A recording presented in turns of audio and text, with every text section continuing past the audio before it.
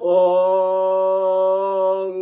তস্मै নমঃ ভগবতে ত্রিগুণায় গুণাত্মনে কেবলায় দ্বিতীয়ায় গুরুবে ব্রহ্মমূর্তয়ে নারায়ণায় ঋষয়ে চ নরোত্তমায় হংসায় সংযত গিরে নিগমেশ্বরায়।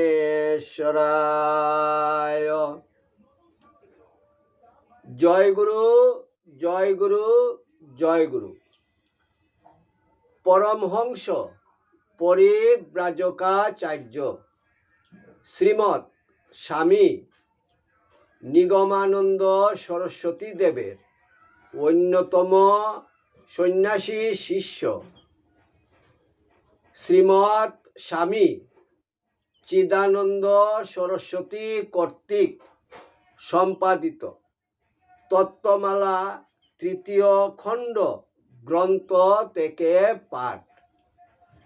ঠাকুর, তোমার শ্রী গ্রন্থ পাঠ তোমার শ্রীচরণেই সমর্পণ করিলাম। নত্তা নিগমানন্দস্য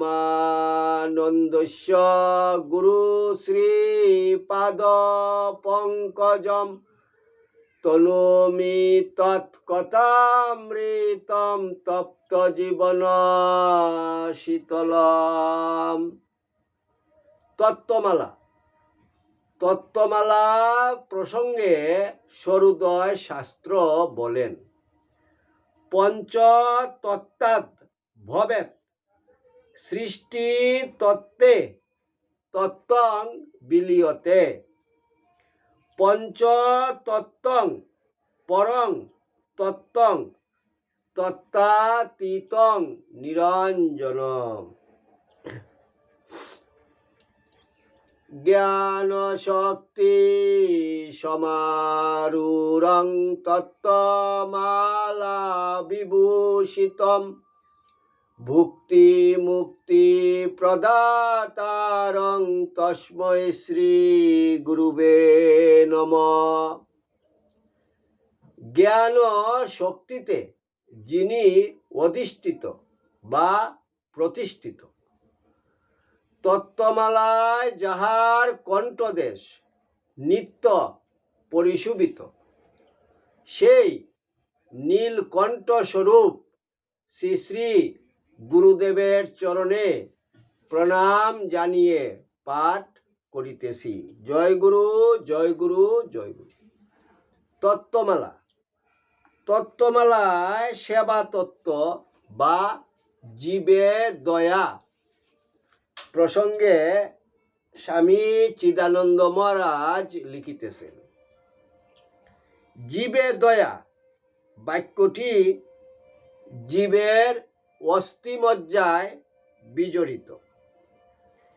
পৃথিবীর যাবতীয় ধর্ম সম্প্রদায় মধ্যে এই বাক্যটির ব্যবহার দেখিতে পাওয়া যায়, তবে সম্প্রদায় ভেদে রকমারি ভাবে প্রযুক্ত হইয়া থাকে। বাস্তবিক বাক্যটি যে বহুমূল্য তদ্বিষয়ে সন্দেহ নাই। যে ধর্ম সম্প্রদায় উক্ত বাক্যটির মর্ম বুঝিতে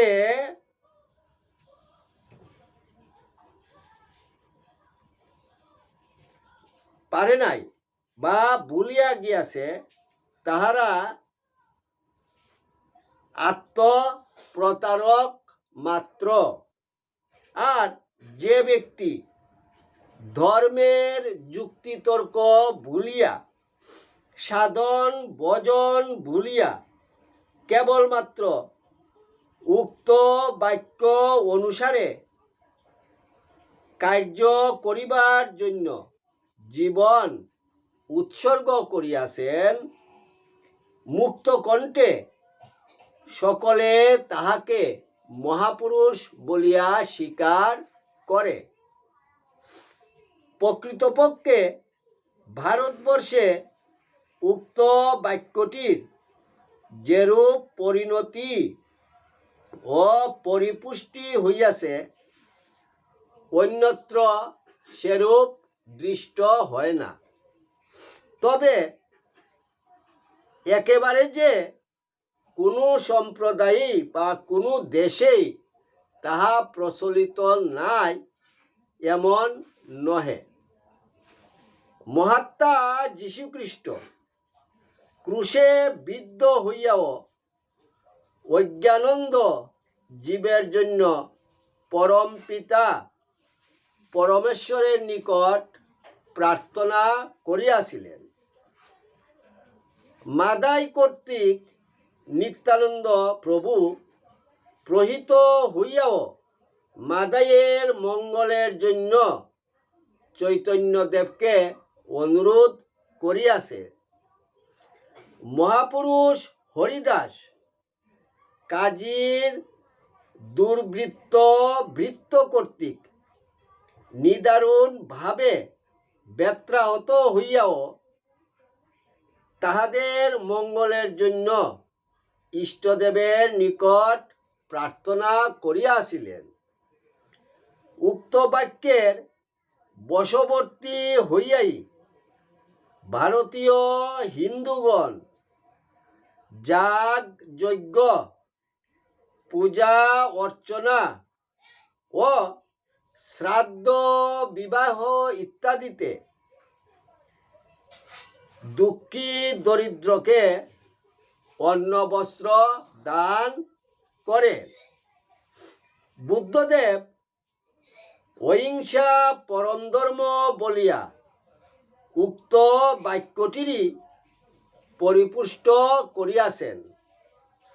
কেননা হিংসার বিপরীত বৃত্তি দয়া। সুতরাং হিংসা না করিলেই প্রকারান্তরে দয়া করা হইল। এই মহাত্মা মনুষ্য পশুপক্ষী কীট পতঙ্গকে পর্যন্ত দয়া করিতে শিক্ষা দিয়াছিলেন।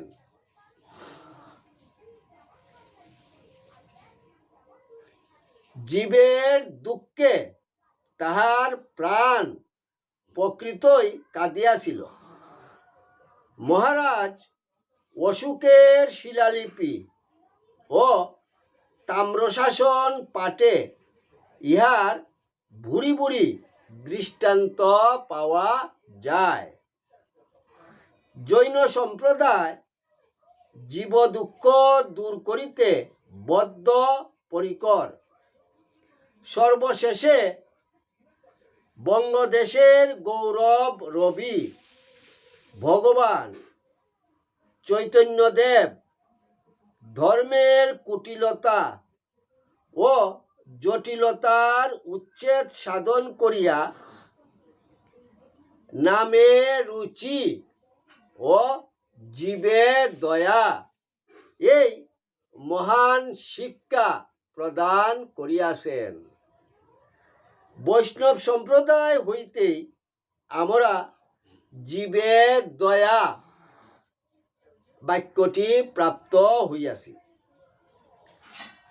প্রাপ্ত হইলেও বহু পুরকাল হইতেই হিন্দুগণ উহার সদ্ব্যবহার করিয়া আসিতেছিলেন। এমনকি হিন্দু ছাড়াও পৃথিবীর অন্যান্য ধর্ম সম্প্রদায়ে অল্পাধিক পরিমাণে ইহার ব্যবহার দৃষ্ট হইয়া থাকে। অতএব প্রমাণিত হইল জীবের প্রতি দয়া করিতে সর্বধর্ম সম্প্রদায় এক বাক্যে ঘোষণা করিতেছে। সুতরাং উহা সর্বাদিসম্মত বাক্য। জীবে দয়া সার্বভৌম ধর্ম। জীবে দয়া সার্বভৌম ধর্ম হইলেও উহার ব্যবহারে ধার্মিকের ভবিষ্যৎ অন্ধ হইয়া যাইতে পারে। জীবকে দয়া করিতে গিয়া অহংকার বুধে আগুনে দগ্ধ হইতে না হয়। পরোপকার করিব, পরের দুঃখ দূর করিব মনে করিতেই অহংকারের সৃষ্টি হইয়া থাকে। মহৎ ব্যতীত পরোপকার কে করিতে পারে? আবার মহৎ কখনো মহতের উপকার করে না। গরিব দুঃখীকে দয়া করিয়া থাকে। সুতরাং জীবে দয়া করিতে গেলে আপনা হইতেই নিজের মহত্ব ও জীবের ক্ষুদ্রত্ব মনে হইবার খুবই সম্ভাবনা। যুক্তিতর্ক ছাড়িয়া সকল ভাবে ভাবিয়া দেখুন, এইরূপ সংশয় হইতে পারে কি না যে বৈষ্ণব সম্প্রদায় হইতে এই বাক্যটি পাওয়া যায়, তাহাদিকের প্রধান শিক্ষাও এই যে যথা গৌরাঙ্গ মহাপ্রভু শিষ্টাষ্টকে আছে, তৃণাদপি শুনিছেন তরুরিব সহিষ্ণুনা। আপনাকে তৃণ অপেক্ষাও লঘু জ্ঞান করিতে হইবে। তাহা হইলেই উক্ত বাক্যটির সঙ্গে বিরোধ হইয়া যাইতেছে। যে আপনাকে তৃণ অপেক্ষা লঘু বলিয়া জানে, সে আবার অপরকে কিভাবে দয়া করিবে? মুষ্টি ভিক্ষুক রাজা রাজেশ্বরকে কিরূপে দয়া করিবে? বড়ই হাস্যজনক কথা। তবে কি জীবে দয়া কথাটি নিরর্থক? মহাপ্রভুর শিক্ষা কি নিরর্থক? না, উহার সদর্থ আছে। এখানে জীবে দয়া করো অর্থাৎ জীবের সেবা করো। দয়া অর্থে সেবা ভিন্ন আর কিছুই নহে।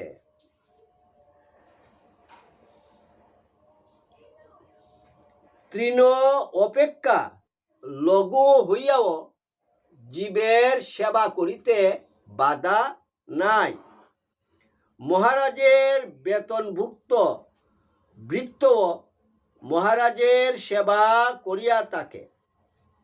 দয়া কথাটি অহংকার পূর্ণ, আর সেবা কথাটি পরম সাত্ত্বিক ভাবে ভরা। সেবা শব্দটি পরম পবিত্রতা মাখা মনে হইলেই হৃদয় সাত্ত্বিকভাবে পূর্ণ হয়।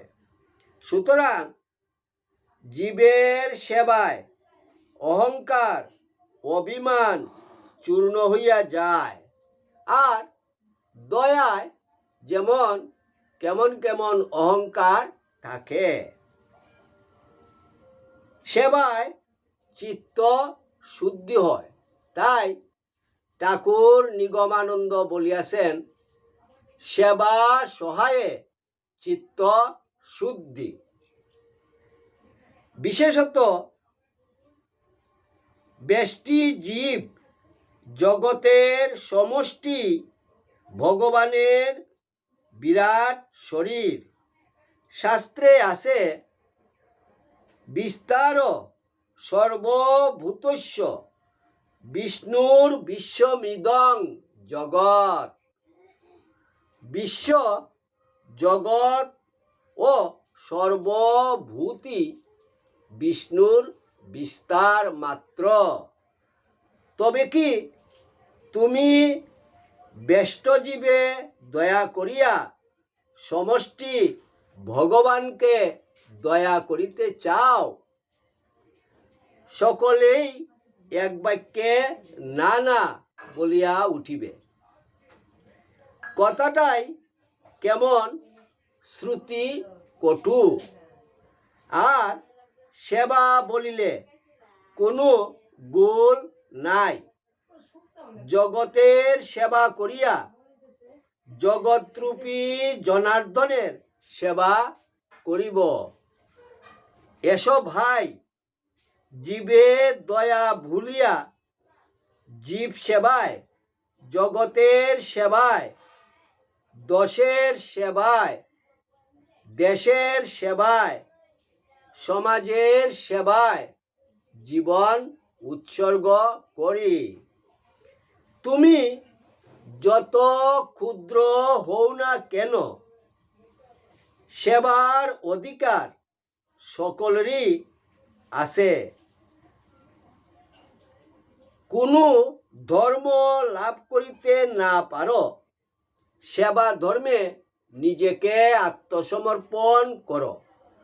ভক্তিতে সমস্ত বিশ্বের সেবা করিয়া, সমস্ত বিশ্বে প্রেম করিয়া, সমস্ত বিশ্বের আব্রহ্ম স্তম্ভ পর্যন্ত সকলের সহিত মিলিয়া মিশিয়া জীবনে মুক্তির ভাব লাভ করিতে পারিবে। জয় গুরু, জয় গুরু, জয় গুরু। ওং যদস্করং পরিভ্রষ্টং মাত্রাহীনং চ যদ্ভবেৎ তৎসর্বং ক্ষমতাং দেব প্রসীদ পরমেশ্বর। সর্বে ভবন্তু সুখিনঃ, সর্বে সন্তু নিরাময়া, সর্বে ভদ্রাণি পশ্যন্তু মা কশ্চিৎ দুঃখভাগ ভবেৎ। ওং শান্তি শান্তি শান্তি। হরি ওম তৎসৎ।